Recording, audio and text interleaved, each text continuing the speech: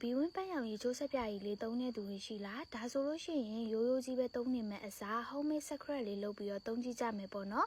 homemade secret လေးလုပ်ပြီးတော့သုံးမယ်ဆိုလို့ရှိရင်တော့တပတ်အတွင်းအသားအရည်ကတိတိတတ်တာဆိုပြေလာမယ်ဆောင်းရတီလည်းရောက်တော့မယ်ဆိုတော့အသားအရည်6တဲ့သူတွေအသားပတ်တဲ့သူတွေအသားအရည်က6လွန်ပြီးတော့ရားရံတဲ့သူတွေကိုလည်းဘီဝင်းပန်းရောင်ရီကျိုးဆက်ပြားကြီးလေးသုံးကြမှာရယ်နော်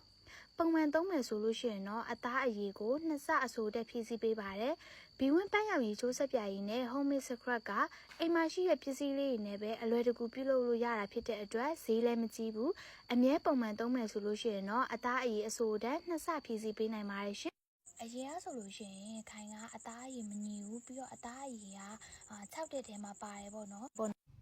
လူရှင်အာနိတင်ပါဝင်ပြီးတော့ moisture တက်ပေးနိုင်တာကြောင့်အသားအရည်ကိုနှစ်ဆဆိုပြေးစေပြီးတော့အဆိုတက်ကိုလည်းအကြာကြီးထိန်းပေးနိုင်ပါတယ်ရှင်။